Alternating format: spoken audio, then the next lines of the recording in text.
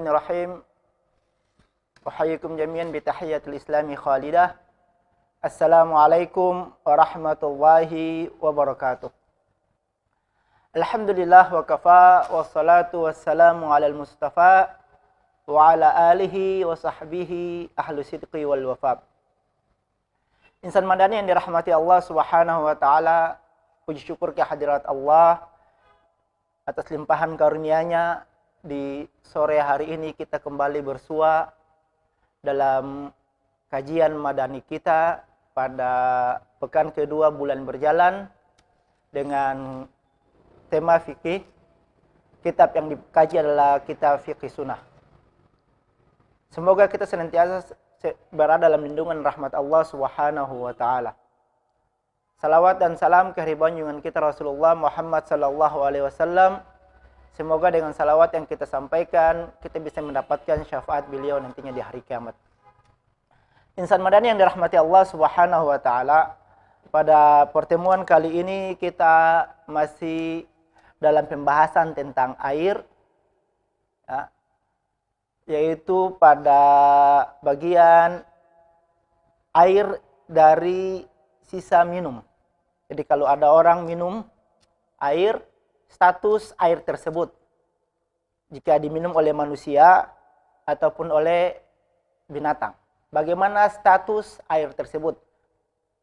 Nah, pada kitab fikih sunnah, bagian yang pertama dari air sisa minum itu adalah disebutkan air sisa minum manusia. Misalnya di sini ada gelas atau ada wadah lalu diminum langsung. Bagaimana status air tersebut? Syed Sabiq menyebutkan bahwa air tersebut adalah suci, baik jika sisa minum tersebut adalah sisa minum dari orang muslim ataupun orang kafir, baik orang itu, kalau orang Islam baik dia dalam kondisi junub maupun haid.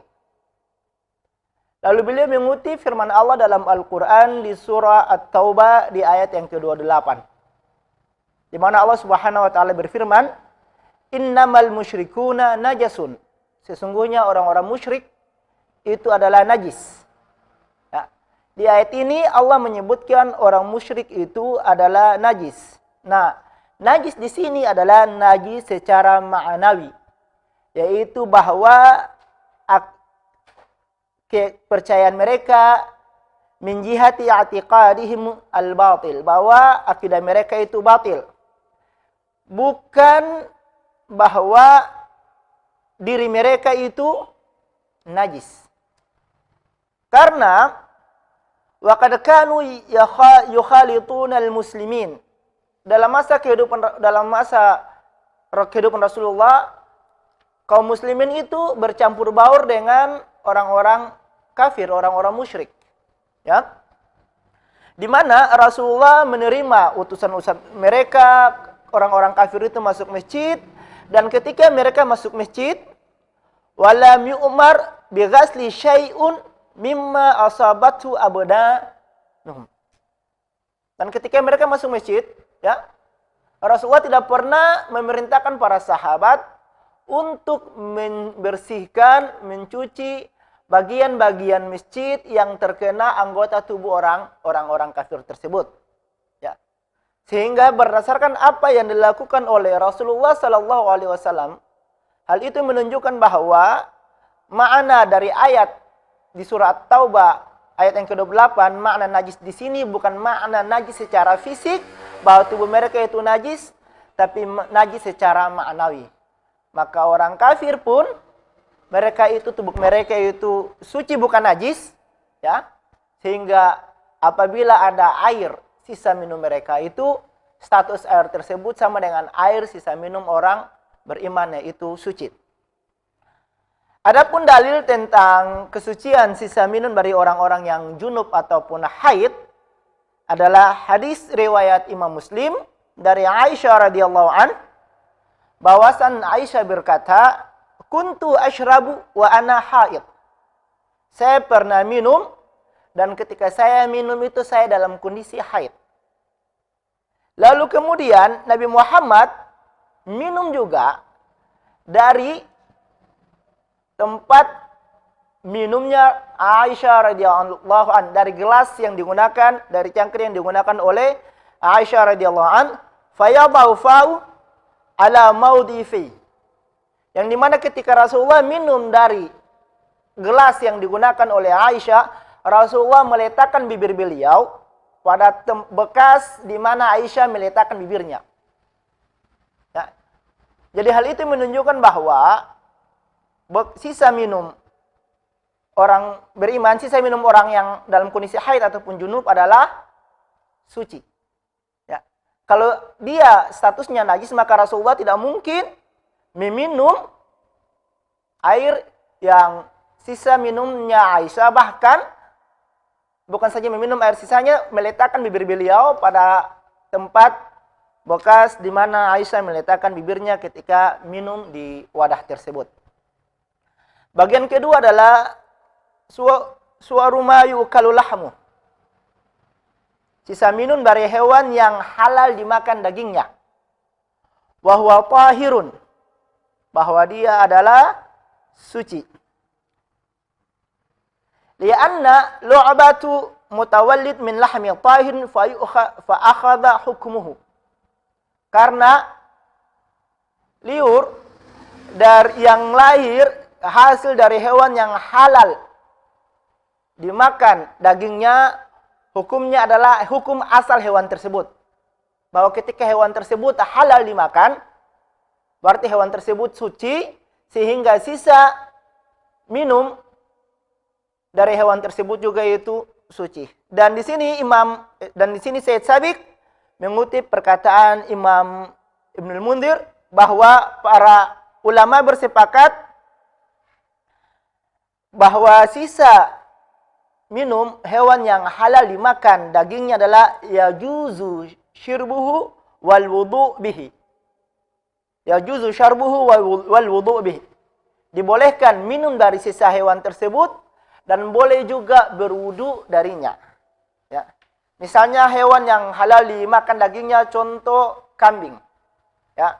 Kita punya wadah di luar rumah, misalnya ada ember, gitu ada air, lalu ada kambing yang lewat atau ada sapi yang lewat, lalu minum dari wadah tersebut. Ya. Ember yang berisi air. Maka status airnya tadi itu disebutkan oleh Imam Ibnul Munzir, dia itu boleh kita gunakan untuk berwudu dengannya karena statusnya adalah suci. Kemudian bagian ketiga adalah sisa minum dari kuda, keledai, hewan buas, dan burung. Statusnya adalah tahir. Dia suci sebagaimana status dari hewan yang halal dimakan dagingnya. Ya.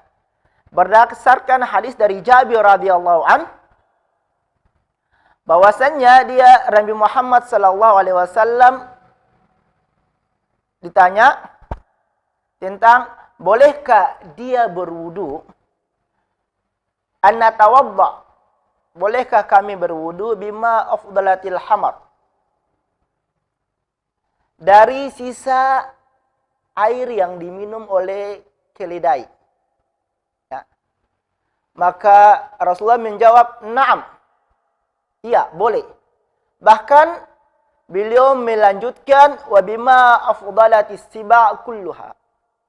Termasuk juga sisa dari bekas dari hewan buas. Seluruhnya itu boleh berwudu menggunakan air tersebut. Lalu penjelasan lainnya disebutkan di sini, akhraja Syafi'i wa Darulqutni wal Baihaqi. Imam Asy-Syafi'i, Imam Ad-Darulqutni dan Baihaqi menyebutkan salah satu hadis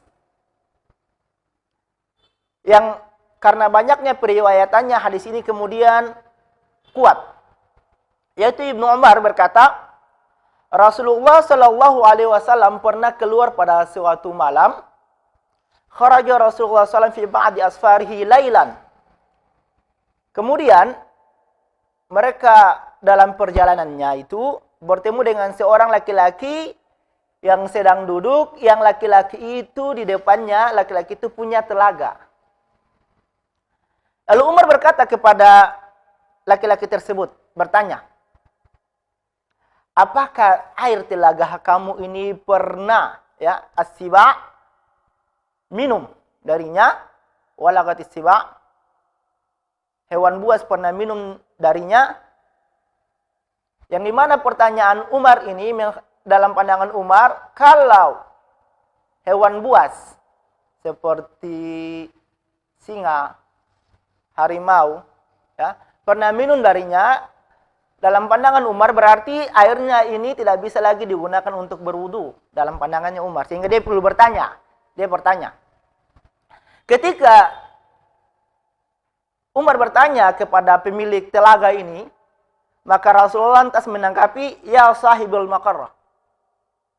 Wahai yang punya telaga, la tukhbiruhu, jangan engkau sampaikan kepada Umar tentang pertanyaannya itu, apakah ini pernah hewan buas lewat di sini lalu minum darinya? Hadza mutakallif, ini memberatkan, hal sesuatu yang berat, bahwa mencari tahu perkara ini adalah perkara yang susah. Karena bagaimana mungkin seorang yang duduk di sini dia selalu menjaga, memantau telaga itu 1x24 jam sehingga lihat ini apakah ada hewan buas yang minum atau tidak. Ya. Lalu Rasulullah melanjutkan sabdanya, laha ma hamalat fi butuniha. Baginya apa yang telah dia makan, itu urusannya dia. Walana, dan bagi kami, ma baqiya syurabun wa tahurun. Apa yang dia sisa minum itu suci, wa tahurun. Nah, berdasarkan hadis ini bahwa sisa minum dari hewan buas itu statusnya tahur. Kalau statusnya tahur berarti dia itu bisa juga digunakan untuk berwudu dan mandi. Hadis yang serupa juga dengannya disebutkan di sini yang diriwayatkan oleh Imam Malik dalam Al-Muwatta'nya. Tentang pertanyaan seorang sahabat terkait dengan air pada telaga, apakah pernah ada hewan buas yang minum di dalamnya? Lalu seorang sahabat mengatakan, jangan dikabari tentang perkara tersebut. Berikutnya adalah sisa minum hirrah atau kucing, wa huwa tahirun.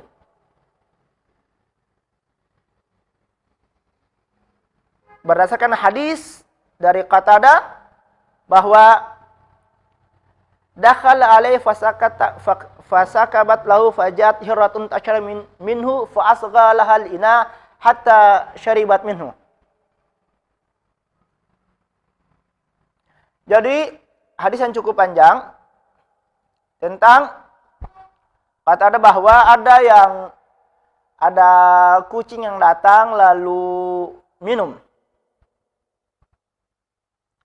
Lalu ada seorang bertanya kepada Rasulullah Sallallahu Alaihi Wasallam, kemudian Rasulullah Sallallahu Alaihi Wasallam bersabda, innaha laisat binajasin, bahwa kucing itu dan sisa minumnya bukanlah hewan najis. Innaha minat tawafina alaikum wa tawafat, dia adalah hewan yang selalu berada di sekeliling kita, dekat dengan kita, bercampur dengan kita, tawafinu alaikum wa tawafat. Dan hadis ini Imam At-Tirmidzi menyebutkan hadisun hasan sahih wa sahahu al-Bukhari wa ghairuhu. Hadis adalah hadis hasan sahih dan hadis ini juga disahihkan oleh Bukhari dan yang lainnya. Jadi kalau ada kucing lewat di rumah kita, kemudian kita lupa menutup wadah air kita, lalu dia minum, maka status air itu adalah suci. Lalu bagian terakhir dari bab ini, sisa minum adalah air sisa minum hewan, yaitu sisa minum dari anjing dan babi. Kalau sisa minum anjing dan babi, wa huwa najasun yajibu ijtinabuh. Statusnya adalah najis dan wajib dihindari. Ya, jangan sampai wadah minum kita, air kita itu diminum oleh anjing dan babi. Bahkan untuk anjing, dalam hadis riwayat Imam Bukhari dan Muslim dari Abu Hurairah radhiyallahu an, bahwasannya Nabi Muhammad sallallahu alaihi wasallam bersabda, "Idza syaribal kalbu fi ina'i ahadikum falyaghsilhu sab'an." Apabila ya wadah kalian itu anjing menjilatnya, anjing minum darinya, maka hendaklah mencuci wadah tersebut 7 kali. Hadis riwayat Bukhari dan Muslim yang dari Abu Hurairah ini hanya menyebutkan dicuci 7 kali. Dan ada riwayat yang lain dari Imam Ahmad dan Muslim bahwa tuhur ina'i ahadikum idza walagha fihi al-kalb an yaghsilahu sab'u marrat ulahunna bit-turab. Bahwa dari hadis riwayat Imam Muslim dan Imam Ahmad, apabila Rasulullah bersabda, cara mensucikan wadah kalian yang dijilati oleh anjing adalah dia mencucinya 7 kali, ulahunna biturab. Salah satunya dalam rangkaian 7 kali pencuciannya itu salah satunya atau yang pertamanya dengan digosok dengan tanah. Nah, di sini disebutkan bahwa hal itu hanya berlaku bagi anjing saja. Tapi kalau babi, ya, dia tetap dibersihkan sebagaimana kita membersihkan najis, namun dia tidak dicuci sampai 7 kali, yang dimana di antara bagian 7 kali itu 1 kali dengan tanah. Itu hanya untuk yang wadah terkena liur atau dari anjing. Kalau babi tidak. Itulah bagian jenis-jenis hukum yang berkaitan dengan air yang sisa minum manusia dan sisa minum hewan. Selanjutnya kita masuk pada bab najis. Najis adalah kotoran yang wajib bagi seorang muslim untuk menghindar darinya, dan apabila terkena dia harus mencuci bagian yang terkena najis tersebut. Dalilnya Allah Subhanahu wa taala berfirman dalam Al-Qur'an di surah Al-Mudaththir ayat yang keempat, "Wa thiyabaka fatahhir." Dan pakaianmu maka sucikanlah. Kemudian firman Allah dalam surah Al-Baqarah ayat yang ke-222, "Innallaha yuhibbut tawwabin wa yuhibbul mutatahhirin." Sesungguhnya Allah mencintai orang-orang yang bertaubat dan Allah mencintai orang-orang yang mensucikan dirinya. Dan hadis Rasulullah sallallahu alaihi wasallam, "At-tuhur syatrul iman." Kesucian itu sebagian dari iman. Nah, itu dalil tentang keharusan membersihkan, menjaga kebersihan diri kita dan membersihkan anggota tubuh kita dari najis.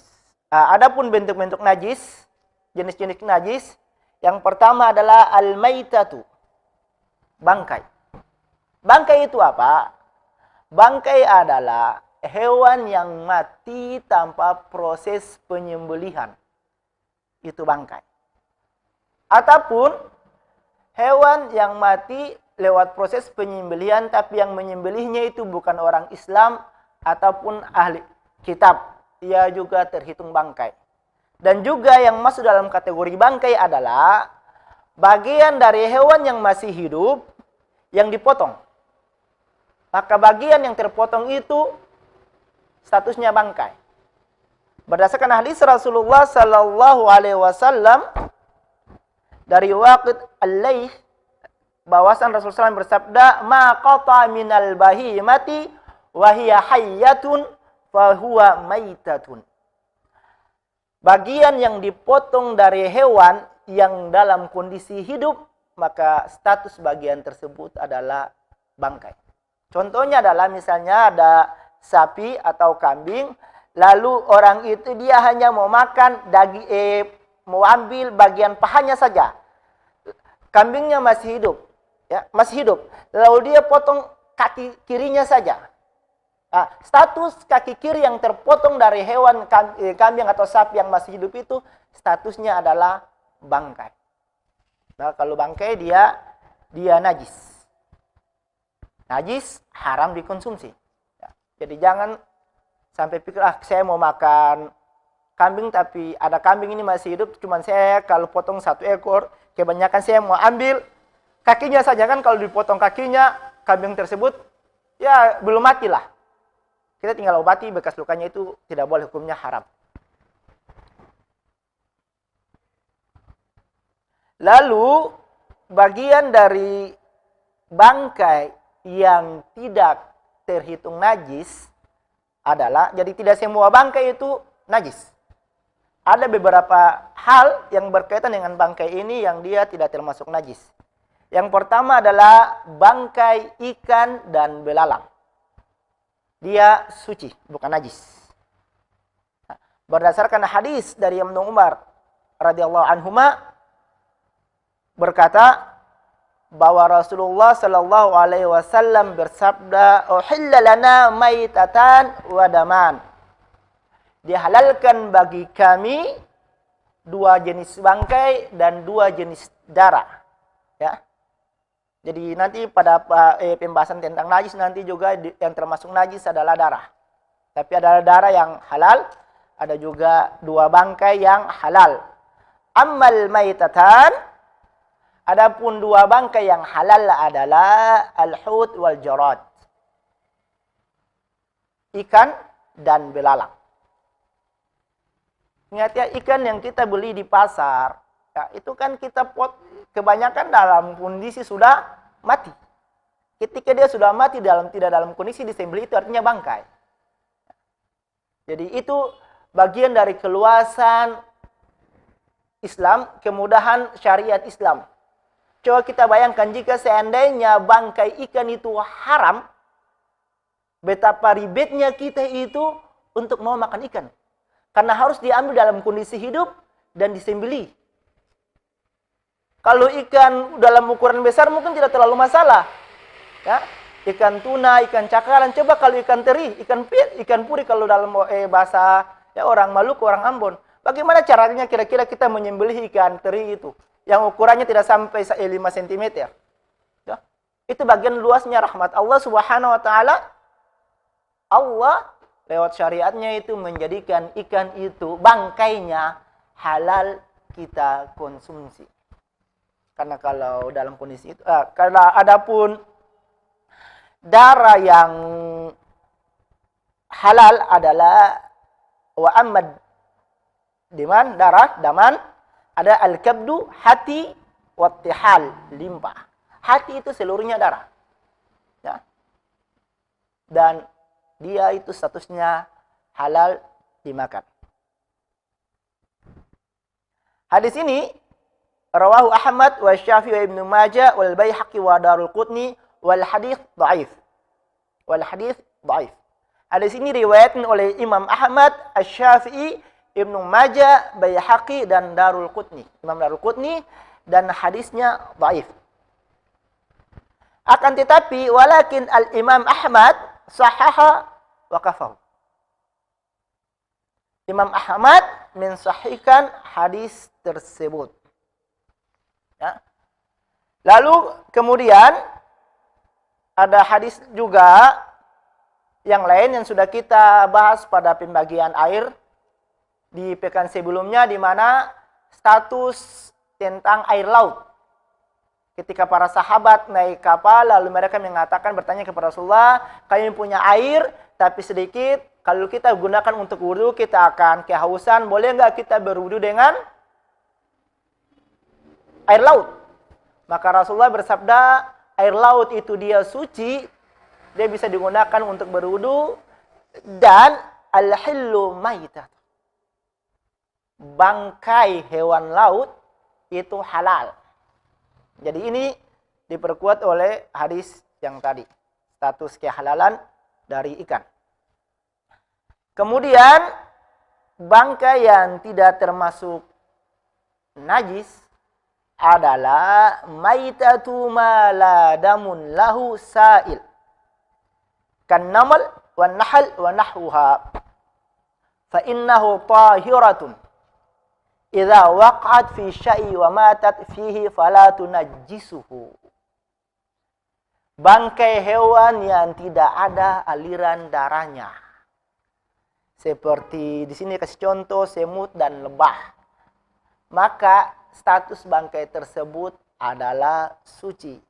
Apabila dia jatuh pada sesuatu lalu mati, maka hewan tersebut tidak menjadikan benda yang terkena bangkainya ini menjadi najis. La tunajjisuh. Misalnya lagi minum kopi pagi-pagi, lalu ada semut lewat, kemudian tidak perhatikan semut karena suka yang manis-manis, ya kita tinggalkan kopi kita, ya karena kebanyakan orang kan suka minum kopi itu 1 gelas 1 hari. Lalu ternyata setelah dia tinggalkan 2 jam, dia balik sudah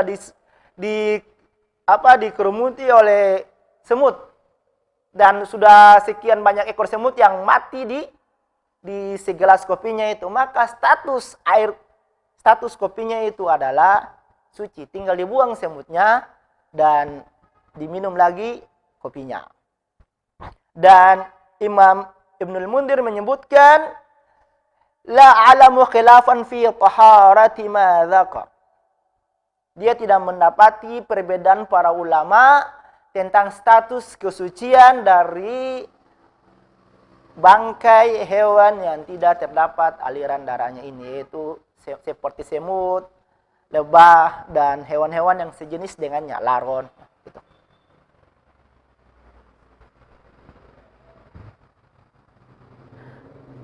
Namun, ada pendapat di sini disebutkan pendapat dari illa ma ruwiya an asy-Syafi'i. Ada riwayat dari mazhab Imam Asy-Syafi'i wal masyhur min madhhabihi annahu najasun. Yang masyhur, yang populer pada mazhab Syafi'i, status hewan tadi adalah najis. Namun wa yu'fa anhu idza waqa fil ma'i ma lam yughayyirhu.